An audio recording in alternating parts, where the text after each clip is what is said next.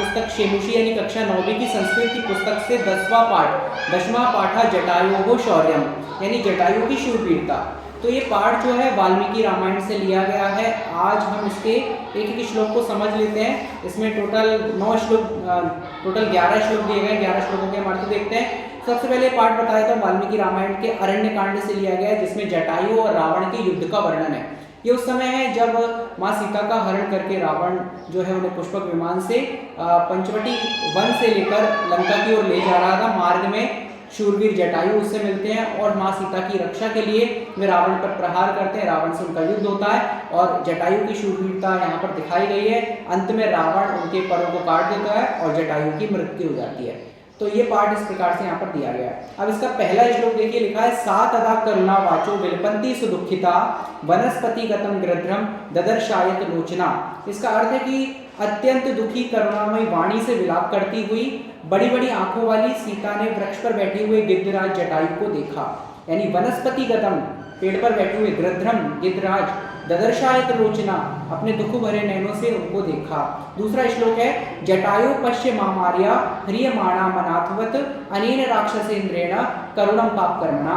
तो यहाँ पर माँ सीता जो है वो जटायु से कहती है कि जटायु पश्य, हे आदरणीय जटायु देखिए, पश्य मामार्य ह्रियमाणा मनाथवत यानी मुझे अनाथ की तरह हरण की जाती हुई सीता के दुख को आप देखें। अनेन राक्षसेन्द्रेण जिसको राक्षसों का स्वामी रावण करुणम पाप कर्मणा पाप कर्म करने वाला रावण जो मुझे हरण करके ले जा रहा है। तीसरे श्लोक में कहा गया तम शब्द सुप्तस्तु जटायुरथ शुश्रुवे निरीक्ष्य रावणम क्षिप्रम वैदेही च ददर्शसा। यानी कि उस शब्द को सुन के जो जटायु है वो जागे और जागने के बाद उन्होंने उस शब्द को सुना और रावण को देखकर शीघ्र ही सीता जी को भी देखा। अगले श्लोक में कहा है तथा पर्वत श्रृंगा भस्तीक्ष्ण तुंडा खगोत्तमा वनस्पति गता श्रीमान व्याजहारा शुभाम गिरम। यानी कि उसके बाद क्या होता है कि इसके बाद वृक्ष पर पर्वत के शिखर के समान शोभा वाले पैनी चोंच वाले शोभा से युक्त पक्षियों में श्रेष्ठ जटायु ने सुंदर वाणी में कहा निर्वतय मतिम नीचाम परदारा विमर्शनात् न तस्मा चरे धीरो यत् परोस्य विगर्हयेत्। यानी कि हे पाप बुद्धि नीच रावण, पराई स्त्री के स्पर्श से रुको, क्योंकि बुद्धिमान मनुष्य को यह आचरण नहीं करना चाहिए जिससे इसकी दूसरे लोग निंदा करें। अगले श्लोक में कहा है वृद्धो हम त्वम युवा धन्वी सरथा कवचीशरी न चाप्यागाय कुशली वैदेही में गमिष्यसि। यानी कि हे रावण, मैं जटायु बूढ़ा हो चुका हूँ और तुम तो धनुर्धर हो, रथ में बैठे हुए हो और मैं बिना रथ के हूँ। तुम कवच धारण किए हो, मेरे पास कोई कवच कुंडल नहीं है। तुम बाण लिए हुए हो, जवान हो और मैं वृद्ध हूँ, फिर भी तुम सीता को सकुशल नहीं ले जा सकते मेरे रहते हुए। इसके बाद तस्य तीक्ष्ण रथाभ्याम तु चरणाभ्याम महाबला चकार बहुधा गात्रे वृणान पतंग सत्तमा।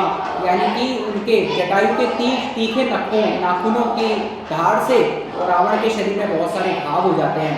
इसके बाद क्या होता है ततोस्य चरम चापम मुक्तामणि विभूषितम चरणाभ्याम महातेजा भवंजास्य महधनु। यानी कि उस समय क्या होता है कि उसके बाद तेजस्वी बड़ी चोंच वाली जटायु ने अपने पंजों से रावण के मोतियों और मणियों से सजे हुए बाणों से धनुष युक्त धनुष को तोड़ दिया।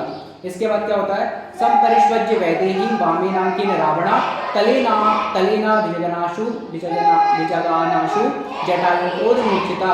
और इसके बाद क्या होता है कि जटायु रावण को मूर्छित कर देते हैं क्रोध से युक्त होकर, और टूटे हुए धनुष से विहीन मारे गए घोड़ों वाला रावण शीघ्र ही तो क्या करता है फिर तलवार की नोक से जटायु का वध कर देता है। जटायु समतिक्रम्य तुंडे नास्य खगादिपा बाहु बाहुन दश तदा व्यापा हर दरिंदमा। इसका अर्थ है कि शत्रुओं को नष्ट करने वाले पक्षियों के राजा जटायु ने जब अपनी चोंच से उस पर आक्रमण करके इसकी बाईं ओर की 10 भुजाओं को भी उखाड़ दिया और अंत में जटायु का यहाँ पर वध हो जाता है, जटायु की मृत्यु हो जाती है। जटायु अपने जीवन को माँ सीता की रक्षा के लिए अर्पण कर देते हैं और वे शूरवीरता को प्राप्त होते हैं। इस प्रकार से पाठ यहाँ पर समाप्त होता है। बहुत बहुत धन्यवाद।